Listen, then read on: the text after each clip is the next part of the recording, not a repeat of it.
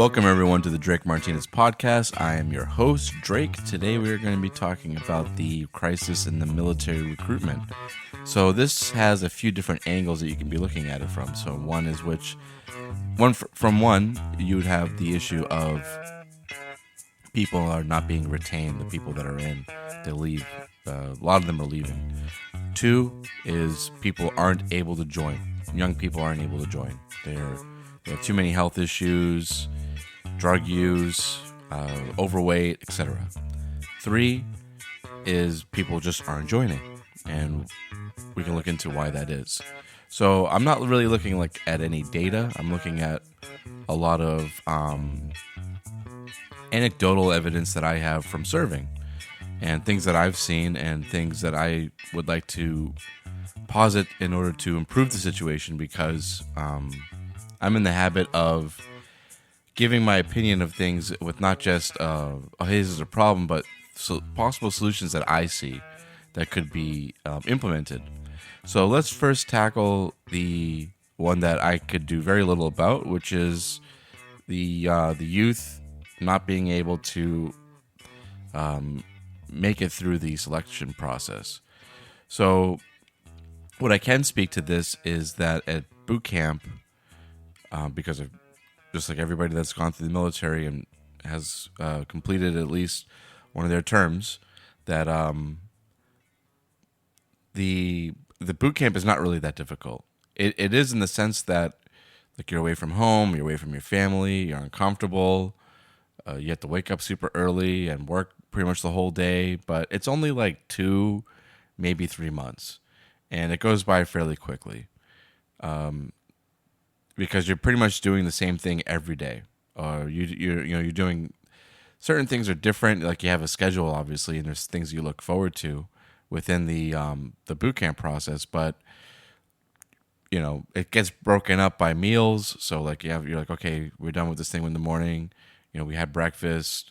Now we're gonna do this thing, and we're gonna have lunch. Then we're gonna do this other thing. Then we're gonna have dinner, shower, go to bed, pretty much rinse and repeat. And that goes on for the entirety of boot camp. You're getting yelled at. It's uncomfortable. It is what it is. So there are people that do fail out of boot camp, quite a few actually.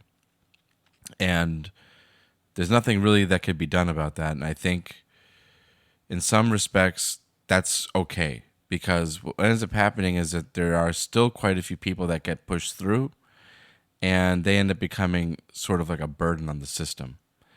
And they become a burden on people that are serving and having to do, instead of just one person's job, now because they have this ineffective person, an ineffectual person that somehow made it through the process and made it through training. Now they're essentially doing their job as well because they're not able to.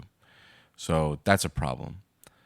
The other issue is that the young people just are not in shape, and there could be quite a bit going on in the physical education programs that could be going on in schools, but I don't really know how to fix that problem. But it is what it is. That definitely needs to be a thing, that children need to be, and I think this is just like a parent issue. It's not just falls on the schools, but you should be having your kids get active and doing things outside of just playing video games and going to school. Like, they should be doing sports. They should be active and hanging out with their friends. I know, for me when I was younger, it was looked down on if we were spending the day in the house. Our grandparents and my mom was like, hey, you guys need to be out, go outside, have fun, make sure your homework is done and all that. But we basically left our own devices to go out and explore and have fun and play. I realize that the world is different now, that there's a lot more issues with just leaving your kids out and having fun the way that they used to do it. But there should be at least some type of physical medium that children can go through so that they can develop physical awareness. So I think one good area is martial arts. That's something that I plan to do with my children, is having them do martial arts, like judo, boxing, where they have a physical outlet and they can go out and hang out with other people in a physical setting and learn from one another and like participate in that type of sport. Because not everybody's into team sports, or so there's different options of sports that you can get into, and other physical activities, like for example, rock climbing is another really great one for me, and that's another one that I plan to introduce my children to. But anyways, but you get the idea. Children are out of shape. There's a whole different era of technology and expectations in terms of like how children interact with one another, like how much time they get devoted to being outside and playing, what they get to do for sports, all those sorts of things. But the other part of that is mental health issues that young people, are not able to join because they have mental health issues, and mental health is a struggle for even mentally healthy people in the military because of just the high stress and the environment. The whole aspect of being able to take orders is not very, can be pretty stressful at certain times, especially when you're dealing with orders that are like just like a total waste of time. We'll get into things like that. Another aspect that's hurting military recruitment, but let's just stick with this topic for now. But there's mental health is a challenge in the military, for many reasons, and people that already have mental health issues are going to be more of a burden on the system once they get put through the system and go through the stresses of military life and going on deployments, being involved in operations, things like that. So that's one problem. Another is people don't want to join, and I think this has a lot to do with a lot of issues that you're going to see once you're in, because I think a lot of people are leaving the military and they are not recommending it to their families and their friends. So I think you have a lot of people who are 22, 23, 24, and they leave and they're like, they have friends that like went to college and they're like, hey, you know what? I think, college isn't working out for me. I think I'd rather just join the Army or join the Navy or join the Marines. And their friends are like, nope, don't do it because of X, Y, and Z. We can get into those reasons in a bit. But I think a lot of that's happening. From what I've seen, a lot of young people are leaving, especially if they're leaving at that age. I'd say 9 times out of 10, they didn't have a great experience. 9 times out of 10, they're done with it. They don't want anything to do with the military anymore, and there's a lot of reasons why. A lot of valid reasons why. We'll get into those in a minute. But the other side of it is, so you have people are not able to join. People are not willing to join because they think they're hearing a lot of negative things from their peers, people that they know that are veterans, and veterans are not recommending it for various reasons that we're going to get into. And the third reason is that people are not being retained, and this has a lot to do, I think, with the previously mentioned issue, which is that people are not joining. A lot of it's probably due to word of mouth. Those people that left, like at 24, 25 years old, people that probably left when they had about like 10, 12 years of service. They found more lucrative, more opportunities outside in the civilian world that were more fitting to them and their lifestyle, which is fine. Military life for 20 years going into retirement is not for everybody, nor should it be. I think that there's a certain percentage of people that want to make it a career, and that's great. There's a certain percentage of people where it just turns into a career. There's a certain percentage of people that, they have families, they have X, Y, and Z going on, and they're like, you know what? I'm only at like 15 years. I'm at 15 years now. What's another 5? Let me just finish these 5, and I can enjoy a retirement, and then do these other things once I'm done. I'm still going to be pretty young. It's not a bad gig. The problem is that there's a lot of issues that are coming up that have been exacerbated, and this issue of recruitment or lack of recruitment is going to only exacerbate the issues that are being exacerbated, and it's going to get worse. if this situation isn't solved. Now, let's talk about the issues, then we'll talk about potential solutions. One, the undermanning, as I just mentioned, is causing people to do not just their own jobs, but 3-4 people's jobs.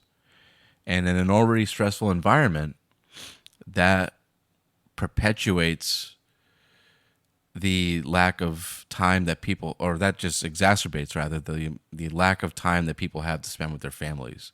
So what you have to remember is in military service, there are things called deployments. Now, for each branch, a deployment looks very different. But the whole idea is that you are assigned to a duty station, and your duty station will eventually go on a deployment. Or you could be sent to doing a deployment if your duty station is not involved in one. So I can really only speak to how it's done in the Navy. I know I've heard things about how it's done like in the Air Force and the Army, where a unit gets deployed or an individual can be deployed with a unit, and then they have like a deployment schedule. So with the Navy, it's very similar, but that deployment schedule is only adheres to those that are on their sea rotation. So you have a sea rotation, and then you have a shore rotation, and your shore rotation is essentially 3, maybe 4, somewhere between 2 and 4 years of being assigned to a shore activity, meaning a base that serves some type of function, whether it be for training or for surveillance. There's tons of different activities that a shore facility can be doing. But in other words, it's not a ship. So you report to that station, just like a normal job, Monday through Friday, possibly longer on like Saturdays, Sundays, depending on like how they do duty. But that's the beginning and end of your responsibilities while you're on active duty. Now, if you're attached to a ship, the ship goes on deployment, and that schedule is contingent on that ship's schedule, if that makes sense. So if you get to the ship right after it got done with a deployment and you were assigned there for 4 years, well, you're probably only going to see 1, maybe 2 other deployments because of the life cycle of a ship. Possibly more, depending on what type of ship it is and all the things that happen. But during your duration of time there, you go out when the ship goes out. But a ship doesn't just go out only on deployment. A ship goes out for exercises, for training, for various types of reasons, testing, making sure that it is able to go out. So once you get completed with like an overhaul period, then the ship will go out to just make sure like everything's running like the way that it's supposed to be going. Cool. The problem is that during that grueling schedule of going out, and because obviously when you go out with the ship, you're stuck there. You're in the middle of the ocean. You're doing your job 12 hours a day, possibly longer, and it's tough conditions. You can't really talk to your family and friends as much as you'd like to. You don't have access to all like the little things that you take for granted when you're at home, and you're stuck eating those meals, the meals that the ship is serving you. You can't. That's one of the things like is especially difficult for me, is like not having that access to like home cooked meals or In-N-Out burgers, etc. So it's tough. When you take into consideration that there are fewer people that are joining, the people that are joining, so there's sort of like a life cycle, and this is what makes it difficult on people who have been in for like 5 years, 6 years, 7 years, is that there tends to be a life cycle. So you got to the ship, you did the grunt work for like 3 years, and then you move up, and now you're doing more of a supervisory or managerial role. And you move up, etc. The people that are like in those like immediate supervisory roles are now having to do the jobs of the people that were supposed to be coming in, as well as their own managerial roles. So they're doing the work that their workers should be doing and managing it, if that makes sense, because there's just not a whole lot of new people coming in, which it burns people out. So like I was saying, there tends to be a life cycle. So you come in, you take on that grunt work, you learn how to do maintenance, you learn how to do the operations, you learn how to do watch standing, and then once you're done with that, and you can do that effectively, around that time you get promoted, usually to E5, and now you're a manager and or a supervisor, and you're managing slash supervising a number of workers, and you're building them up. But if those guys get burned out, those guys and gals, if they get burned out, then they tend to just leave, and they have nothing good to say about their experience because they got burnt out. And I've seen this happen time and time again.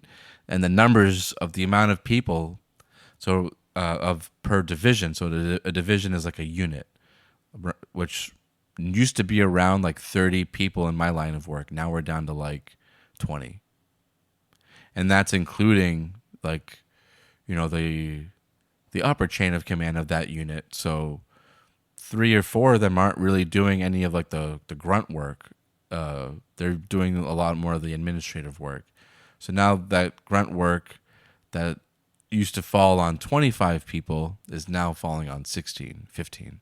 So you can see how over the course of 4 or 5 years, that can just become unmanageable and really burns people out very quickly. And then they leave, and then they got nothing but bad things to say. Even though they might have learned a lot of really great skills and work with a lot of really great people and had good experiences here and there, just that overall sense of being completely burnt out from the lack of new people coming in and providing that support and that steady stream of people coming in and moving up, people coming out is a very challenging circumstances to be able to overcome. Another challenging aspect is this issue with drugs. So there's quite a bit of so the military has a no exceptions policy. So if you get caught using illegal substances like marijuana, cocaine, you name it, you name those drugs, and you get caught on a urine test, what they call urinalysis, then you get kicked out. And nobody is exempt from from having to take random drug testing. Even the commanding officers of a command will have to will be subject to those tests. And if they get caught, they get caught, and then boom, they're taken out. They're taken out of the military. So that person who a lot of people were relying on because everyone's short-handed, it's undermanned, and now just it'll always happen out of nowhere. Obviously, the nature of popping on a drug test is surprising. It's not like the scheduled tenure in which this person's leaving in like a year, they're doing a transfer or they're separating and they're going back to civilian life. It's like, no, this week, Smith or Johnson, whoever was, in charge of this thing, they were taking care of this maintenance action or they were involved in this operation, and then boom, they pop on a drug test and now they can't be relied on it for anything, and now they're just being separated from the military. So there's a lot of challenges in terms of like managing the personnel, managing the people that are coming in and out, and so that's what I was saying, is it exacerbates the problem. So let's go into some of the issues that people are having in which they're like, hey, you know what? I just want out ASAP. I signed a contract. I hate it here. I hate doing this job. I want out. I want out now. There's quite a few people like that. And each command is very different. Each branch is very different. So, you might talk to some people that had a great experience. You might talk to some people that had a really bad experience. And a lot of it depends on the command, and a lot of it depends on the people that run it. So I'm not going to say any names. I'm not going to point to any specific examples, but I am going to just point to general trends that I've seen. Now, again, this might not be the case in a lot of other commands because, the military by its nature is very compartmentalized, meaning when you're working in one area, you don't know at all what another area is doing. You might have some idea, you might get the chance to talk to some people, but you're hearing hearsay. I can only speak to what I've seen. And what I've seen is that there is a level of disconnect between the senior leadership, people who have been in for, at this point, 20 years, 15 years, 25 years, somewhere in that range, and the challenges that the people are facing that have been in for about 5 to 10. So the people that have been in for 5 to 10 are now dealing with this the manning issues. They're dealing with like the personnel issues that weren't as intense as they were 20 years ago, which is insane to think about because during that time there were actual wars going on. But I think that also speaks to the nature of what's going on lately, which is during the war periods of the the Iraq and Afghanistan wars, is there was less emphasis on little minute things that a lot of people might perceive as micromanaging, because there were actual wars going on. So I think during those times, things in a certain sense, the command structure becomes a little bit more relaxed because there is a larger problem at hand. Whereas when there aren't any wars going on, then there's less of there's less of an urgency in those areas, so they have to transition their focus to another area. So for the easiest example that I can give that kind of is a good analogy is police in dangerous neighborhoods versus police in very safe neighborhoods. Police in dangerous neighborhoods don't really have a whole lot of time to pull people over for minor traffic infractions, for example. So that would be like how chain of commands operate during wartime, which is, hey, this person's getting this thing done, they're getting that thing done, great. What we really got to focus on is making sure that people are prepared for this war that's going on. Whereas police that are policing very safe neighborhoods, they don't really have a whole lot going on in terms of like violent crime and things like that. So they got to do a job still, so they tend to shift their focus to things like minor traffic infractions. And for anyone that's ever dealt with things like that, you can see how that would be annoying. And that plus the manning shortage can just really exacerbate that problem, where you have a lot of senior leadership that is disconnected from the challenges that the enlisted are facing with manning, but then they also sort of just dial it up a lot, or they dial it up a notch with really going into micromanaging. Another is the schedule for a lot of these ships. So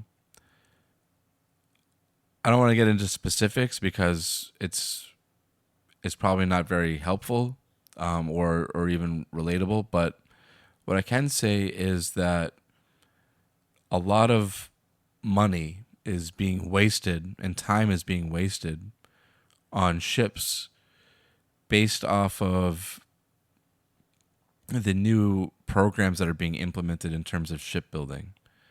So ships from the 80s, the 90s, they tend to work very well. And the ships that are new, they're very, very expensive, and some of them work, some of them don't. That's research and development. You can't really get around that. But what I have seen is that there is a lot of areas in which technological advancements could be implemented into the systems that we have on board. And that would make the maintenance schedule on the personnel who maintain the equipment a lot easier, because some of the equipment from like the 80s, from the 90s is very, very maintenance intensive and takes up a lot of space. to do not a whole lot of functions. But due to the fact that the ships during that era were made so well, and some of these older systems are just too difficult to take out because they're sort of like embedded into the system, into the ship, that the Navy's facing these problems where, you have, and anybody that has a smartphone can see this, that a smartphone in your pocket is essentially a computer. And if you go back to the 90s, what type of space and function would a computer from that era serve? Well, it doesn't do a fraction of the things that your phone can do, and your phone is way smaller. So there's sort of like this problem in which when we do overhauls for ships, that they're essentially like billion-dollar paint jobs. That there's not a whole lot of like systems that are being upgraded. And the ones that are, they're already at that point 10 years behind, 5 years behind.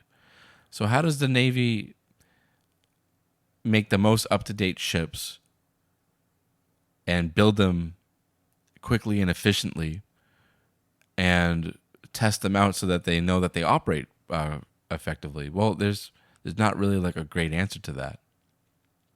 But I do know that if they were able to shift their focus into managing that instead of some of the other issues that they've been facing, or in my opinion, poor strategies of recruitment. I'm not going to get into the specifics of what I would consider those, but I'm pretty sure you guys can just use your imagination. That the overall quality of life for personnel that are working on the ships would improve quite a bit. Now, another issue that a lot of people are having, so senior leadership, I think, has a lot to blame for that.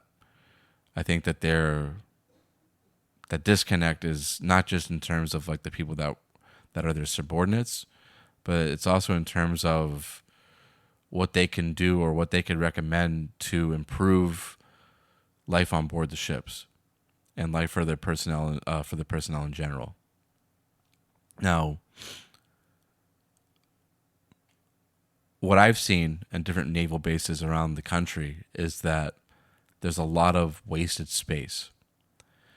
And there's a lot of wasted opportunities in terms of like managing people's well-being.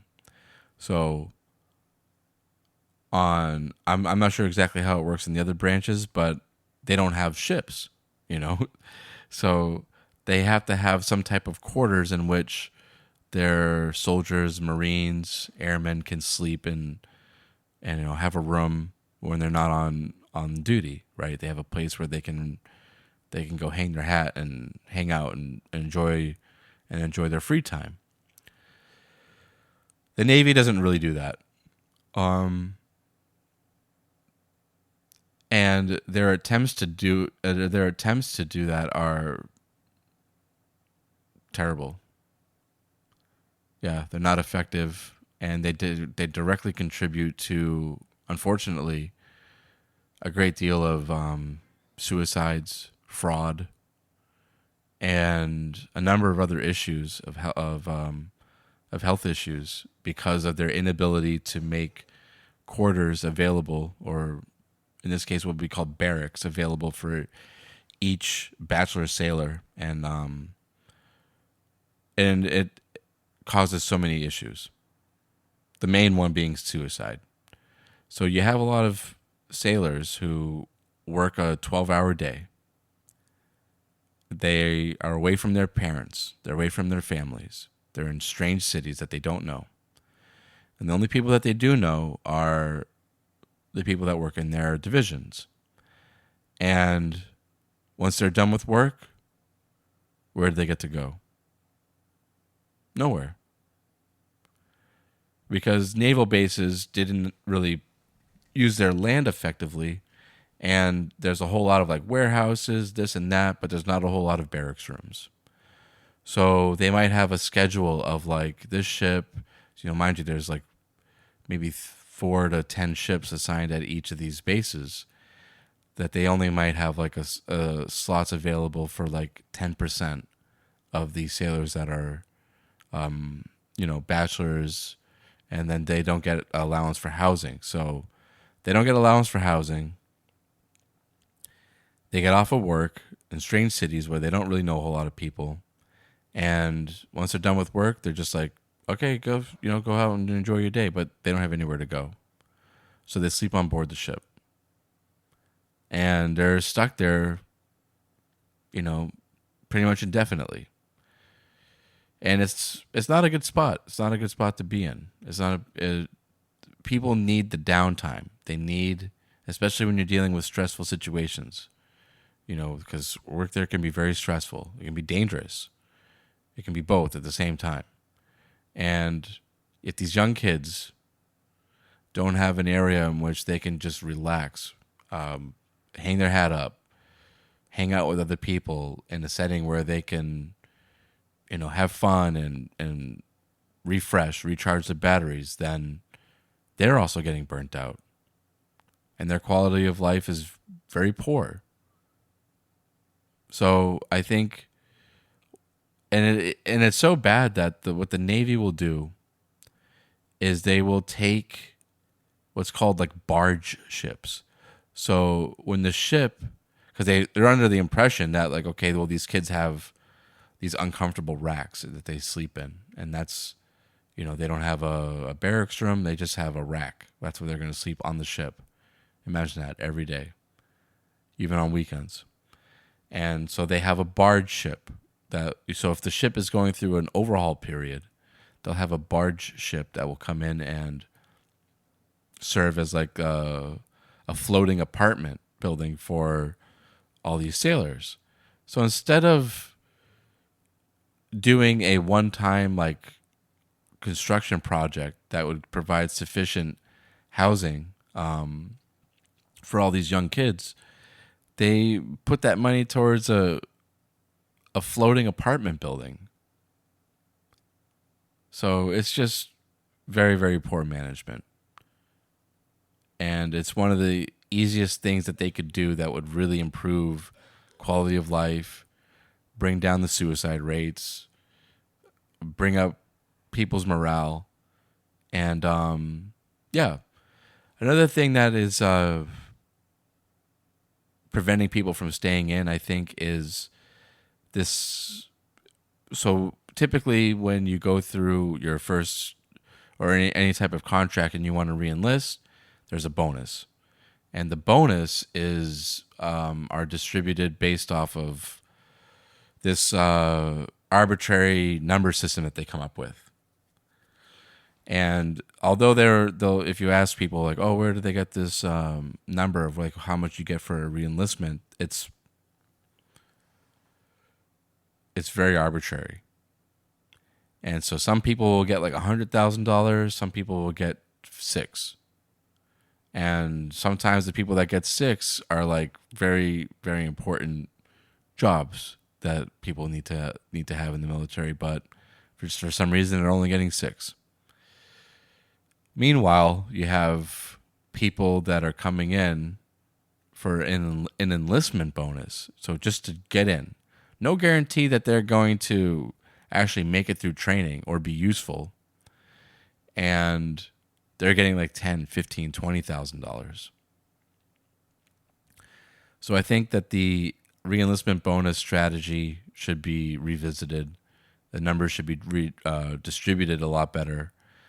Granted, there's some positions that are very, very difficult, like the people who work in the reactor, and they deserve a very good re-enlistment bonus because those guys can go out and make tons of money in the private sector. But so you're sort of seeing all of these things coming together, and you're seeing why the military is having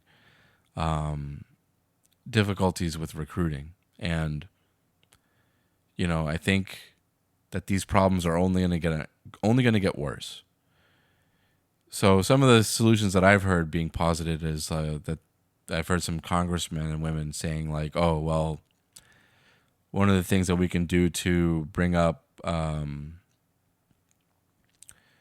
recruitment would be to go the way of like California and Massachusetts and other states, and to make marijuana legal for federal employees. And I have mixed feelings about that. I think it would cause a lot more harm than good,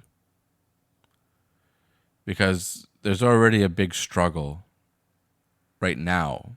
And I think if you allowed that, then who knows what other problems might come up that we just can't project right now. Because I think the main issue is quality of life and a disconnect between senior leadership and the enlisted personnel, like the rank and file. There's a big disconnect. Those two things need to be addressed, I think, before they can even get into anything else. And another one, obviously, part of that disconnect is, as I mentioned, the housing situation for younger people, junior sailors, and in the military, in the Navy in particular. Well, so if you're thinking about, I'll just leave it with this. If you're thinking about joining, I'd say that you have to do a lot of research. It's not as clear cut as it used to be, I think. And I wouldn't shun anybody away from military service, because it did a lot for me. But I'm not going to sugarcoat it and say that it was easy. It was very, very difficult. And especially dealing with a lot of the things that I mentioned, it's extremely difficult. There's also a very, very big problem in terms of recognition, how recognition is distributed, because there tends to be an administrative class, even within technical jobs.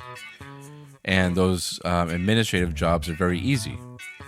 But because they're administrative and they don't really get put into the fire, so to speak, then they have so much more time to make themselves look very good on paper. Whereas there's a lot of people that, do like the grunt work, and they get really good at the technical aspects. And they don't get the same recognition as the people who just look good on paper, who do administrative work. And I think that's a big problem that also needs to be addressed. But that's another discussion for another time. So anyways, thank you guys for tuning in, and hopefully you got something out of this, and it maybe gives you a little bit more perspective on like why military recruiting is so bad right now. And maybe we can continue to have conversations about this to see what we can do to make things better, because I wouldn't say that our military needs to be like huge. It just needs to be professional, and we need to have a certain number of people that are willing and able to do it. And the people that are doing it need to, I think, be treated a lot better. I think that there's too many shenanigans going around that devalue basic human life for people that need some comfort. They need some reassurance, especially from the people that are their leaders. And I think that's not happening as strongly as it should be. But we'll continue to have these conversations, and let me know what you guys think in the comments. If you're a vet, if you're active duty, and you have your own suggestions of how things could be improved, who knows? What I've seen is that people in senior leadership aren't very receptive. Although they go out and say like, hey, we want this survey. Yeah, they take in the surveys, but they don't really do a whole lot to implement the changes that I think the rank and file see as potential solutions. But yeah, we'll who knows? Maybe that won't be the case in the future once things get as bad as I think that they're going to get. But thank you guys for tuning in. This is Drake from Drake Martinez Music. Super happy that you guys tuned in. Make sure that you subscribe. Fujiwara Effect. And it's by my band, The Water Bear. I wrote, performed, mixed, mastered, produced the album. And yeah, thank you guys for tuning in. Hope to see you guys next week. Bye-bye.